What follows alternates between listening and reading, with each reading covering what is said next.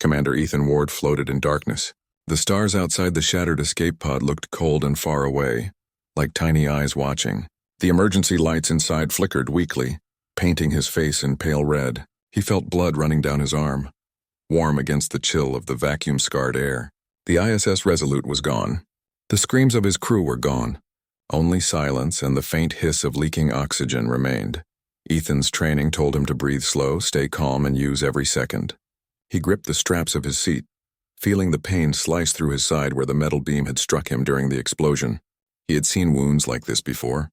On Earth, this kind of injury would mean death within minutes. But something inside him, will, training, or just raw human stubbornness, kept him awake. Through the cracked glass of the pod window, a shadow moved. It was not debris. It was alive. A huge angular ship slid into view, blocking out the stars like an eclipse. Its surface shimmered like black crystal, and long, spindly fins extended from its sides. Ethan had never seen anything like it in the fleet's files.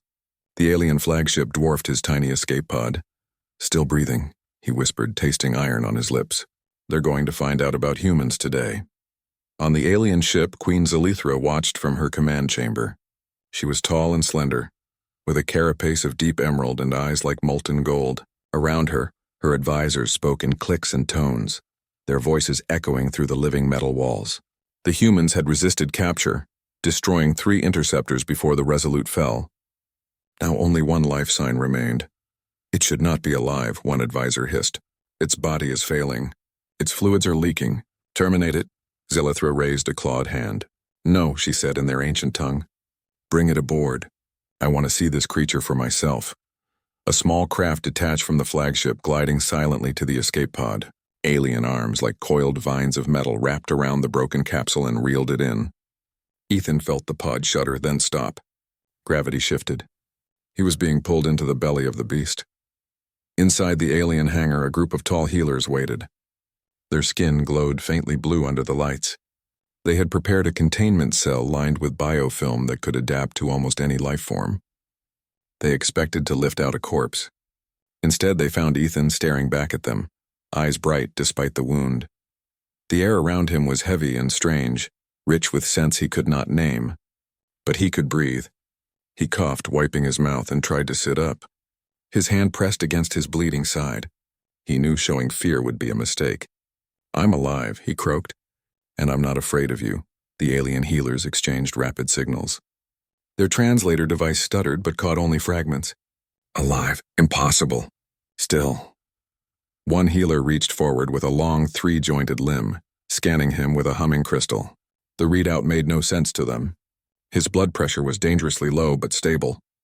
His organs were stressed but functioning. His wound was closing at a rate they had never recorded.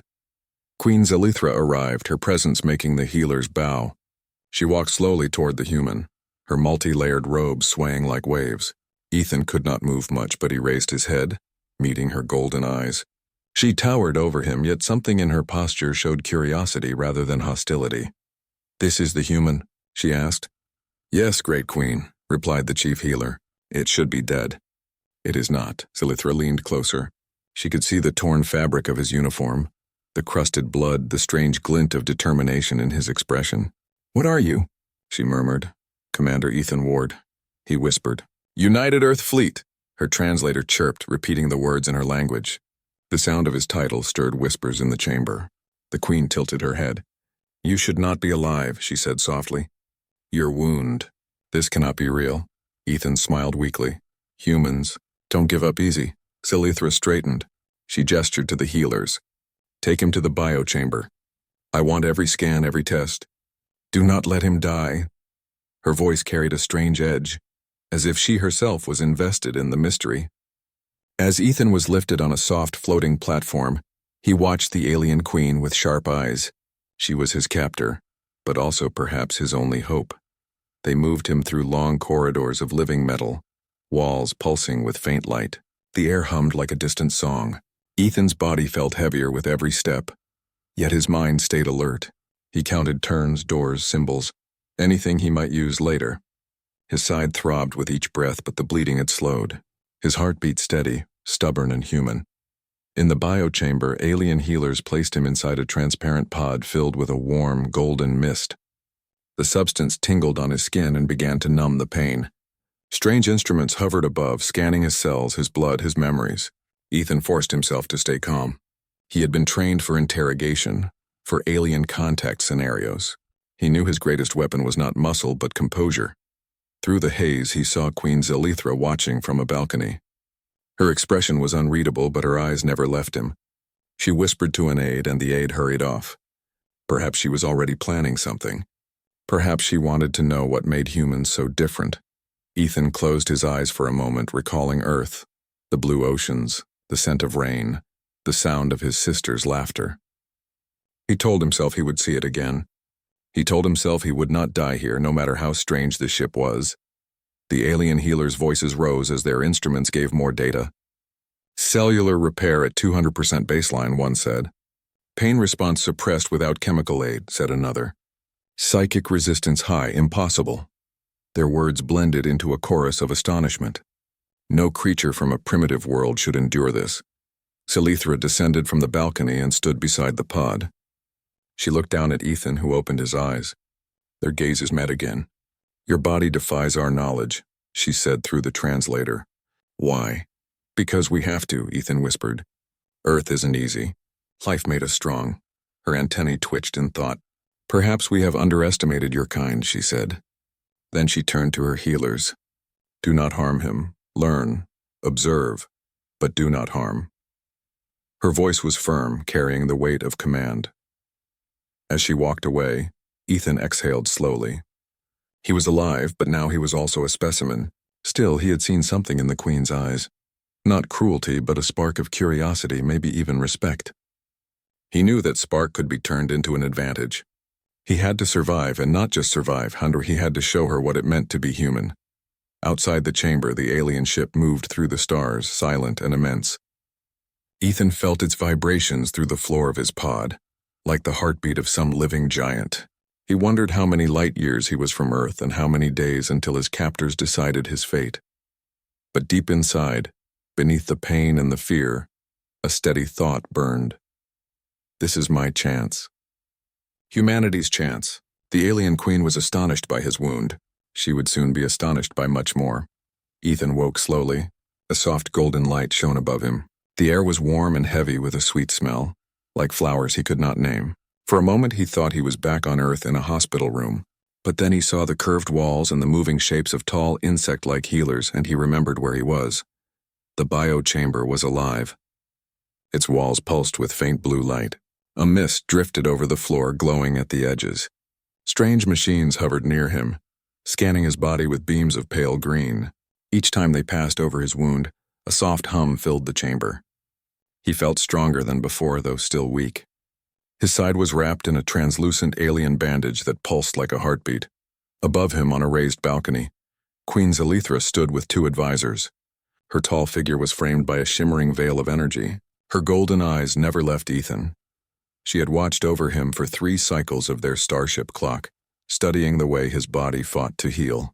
She had ordered the healers not to interfere too much so she could see his natural recovery. Now she wanted answers. Bring him forward, she said in her native tongue. He can stand? The chief healer clicked its mandibles. He can walk slowly, Great Queen. His cells repair faster than we imagined. Pain levels low. Vital signs strong. Good, Zelithra said. I will speak to the human. A platform slid toward Ethan, gently lifting him from the pod. He tried to keep his balance as the platform floated across the chamber. His side still hurt, but the pain was dull now. When he reached the balcony, the platform lowered him to the floor. 2 guards stood nearby, their tall frames casting shadows across the glowing tiles. Ethan looked up at Zelithra. She was taller than he remembered, her emerald armor catching the light like polished stone. Her antennae curved slightly toward him, a sign of attention in her species. He stood as straight as he could, refusing to bow. Commander Ethan Ward, she said through the translator device on her wrist. Her voice sounded like deep water moving over stones.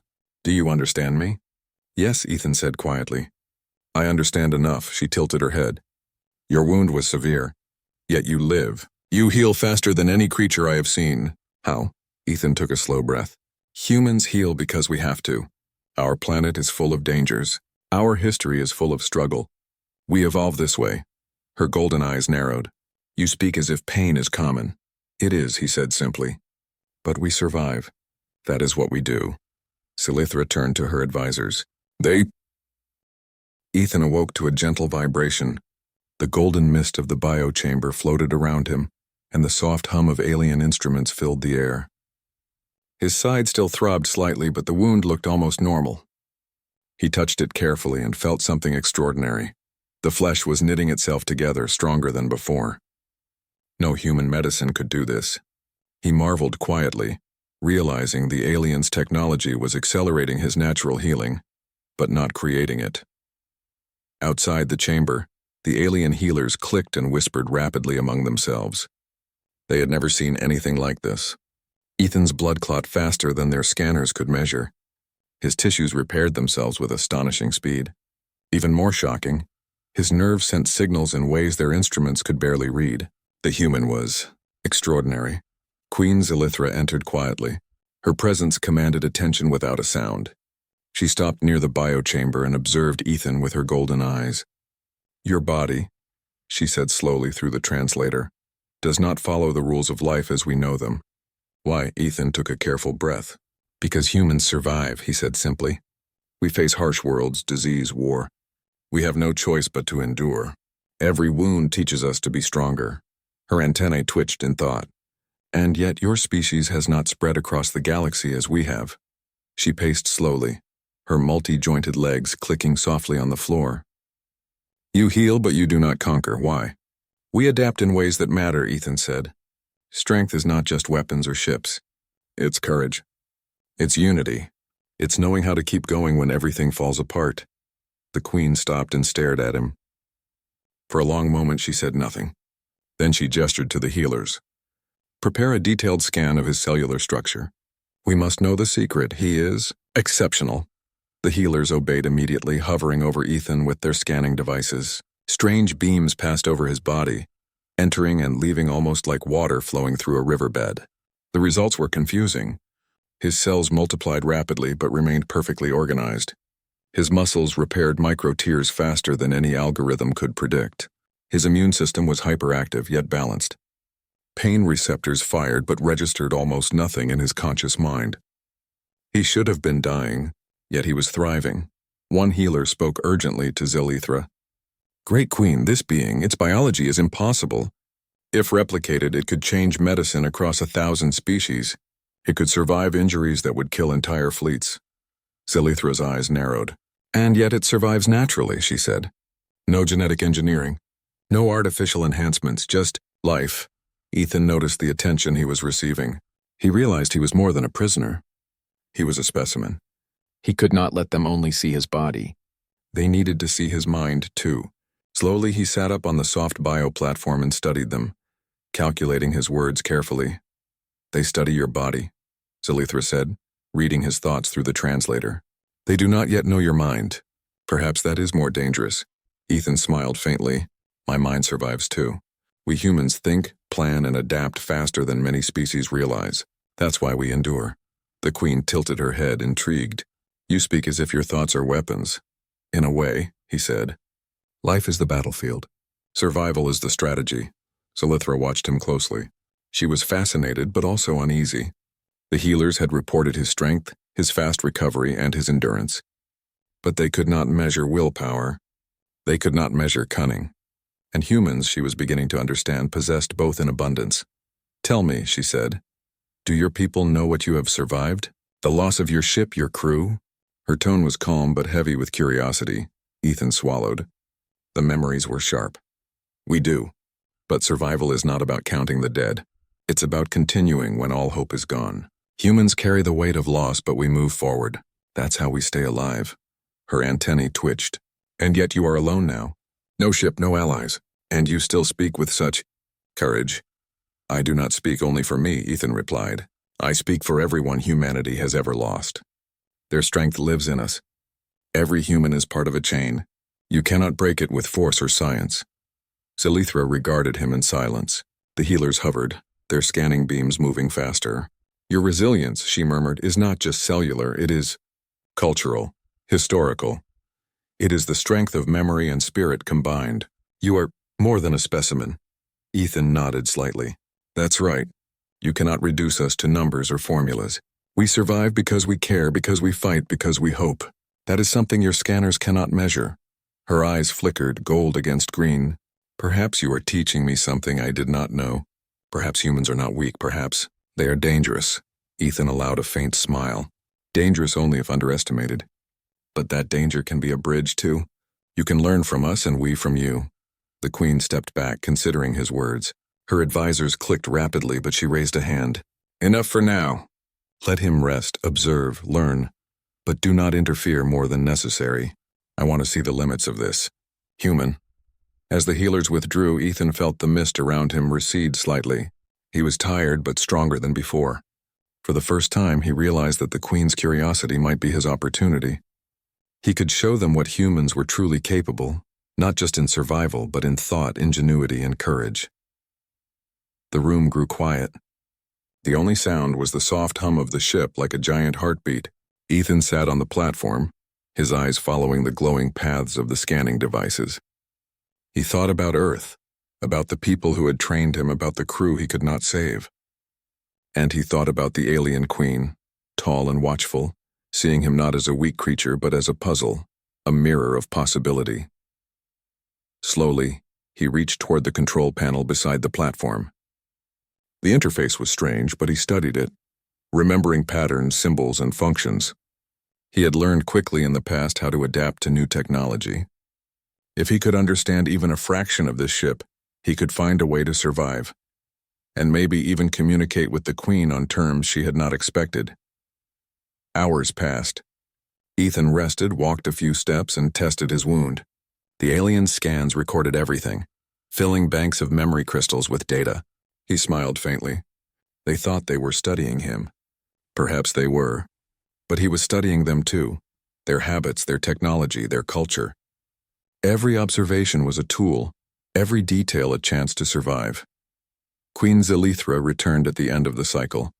She watched him move, then spoke. Your biology is impossible. Your mind is remarkable. I must admit, Commander, you have surprised me. I am not surprised, Ethan said quietly. Humans are built to survive. We learn, we adapt, we endure. That is all we are. Zelithra regarded him for a long time. Then almost imperceptibly her antennae lowered. Perhaps the universe has underestimated your kind. She turned and left, leaving him in the quiet hum of the chamber. Alone, Ethan touched his side again. The wound was still almost invisible. The pain had faded. He knew he had survived something impossible, and he knew that survival was only the first step. The real challenge was to show the aliens that humans were not just resilient, they were extraordinary. He looked out through the glowing wall at the stars outside and whispered to himself, They think this is just a wound. They have no idea what humans can do. Ethan sat in the observation chamber, his legs stretched out on the warm floor. Outside the transparent wall, the alien ship drifted silently through space, its dark fins glinting under distant starlight. For the first time, he allowed himself to breathe a little easier. He was alive, his wound almost gone, and he had earned the attention of the Queen. But survival was only the beginning. The real challenge was understanding these aliens, right, and letting them understand humans. The door hissed open, and two alien healers guided him into a larger chamber. This room was filled with floating platforms, glowing glyphs, and dozens of alien scholars, each recording data on their hovering devices. The air was thick with the scent of strange minerals and subtle floral notes. Ethan felt both nervous and determined. Commander Ethan Ward. A translator chimed, You are requested before the council. He nodded and stepped carefully onto a floating platform. The platform lifted him toward a central dais where Zelithra awaited. Around her, a council of alien leaders clicked and whispered in their native tongue. Their forms varied. Some resembled armored insects, others more fluid, almost gelatinous, but all radiated authority. Sit, Zelithra commanded, gesturing to a smooth, glowing surface. Ethan complied, though he felt every eye on him like a weight. He could sense the curiosity and caution in their stares. To them, he was an enigma, a fragile creature who had survived what should have been fatal, now standing before them as a living example of human resilience. Kelithra's voice echoed across the chamber. "Council members, the human we hold is extraordinary. Its wound healed at rates we cannot replicate. Its endurance defies our science. Its mind is as sharp as any of ours. I wish to hear from him directly." Ethan straightened, speaking clearly, using simple words so the translator could convey them accurately. "I survived because my people survive. Humans have always faced danger, hardship, and loss. We adapt to our environment, learn from experience, and carry the memory of those who came before us. That is why I live, why I endure." A ripple. Ethan had begun to understand the alien ship better. The corridors pulsed with energy. The walls seemed almost alive, and every door and passage had purpose. But he could also see patterns. The Queen trusted him more than the other council members did. Some of them whispered in clicks and tones whenever she was not present, clearly uneasy about the human's influence. He knew their suspicion could turn deadly. Observation was one thing, but some members of the council might prefer a human gone entirely. If they attempted anything, he had to be ready. He was wounded, yes, but his body had healed remarkably, and his mind had sharpened under the pressure of survival. He was ready. One cycle of the ship clock, Kelithra summoned him to the council chamber again. As he approached, he noticed a subtle tension among the alien leaders. Eyes flickered, claws twitched, and whispered signals passed in rapid bursts. Something was different this time. "Commander Ethan Ward," the Queen said, her voice calm but firm. "There are concerns among the council. Some believe your presence is dangerous. I wish to know if you can demonstrate loyalty, not just survival." Ethan studied her closely. The challenge was clear. Some council members wanted him dead, but the Queen had given him a chance to prove himself. "I will show you loyalty," he said, "and I will survive as I always do." The session began. The council asked him questions about human tactics, endurance, and decision-making. Ethan answered carefully, providing insight into human resilience without giving away strategic secrets. As he spoke, he noticed two figures moving quietly along the upper galleries. Their intent was unmistakable. They were armed. They were planning something. A warning instinct kicked in. He needed to act quickly. But he could not alarm the Queen, not yet. He waited, listening, calculating. The attackers were small and fast, slipping between shadows and surveillance points. They would strike soon, and the Queen herself could be at risk. The first assassin leaped from the gallery. Ethan reacted instantly, diving toward the platform controls. With a swift motion, he triggered an alarm. Not loud enough to panic the council, but enough to redirect the guards. The alien guards reacted, blocking the assailant. The second attacker lunged at the Queen. Ethan's quick reflexes saved her, grabbing the alien's arm and twisting it in a way the intruder had not expected. Chaos erupted in the chamber. Council members clicked in surprise. Guards swarmed the attackers, and Ethan stood between the Queen and the remaining threat. His body moved with precision, trained instinct, and the raw determination that had kept him alive through countless injuries. Kelithra stared at him, astonished. "You saved me," she said, her golden eyes wide. "A human saved the Queen?" Ethan breathed hard, his side aching slightly. "I did what had to be done," he said simply. "I survive, and I protect those I must." The council fell silent.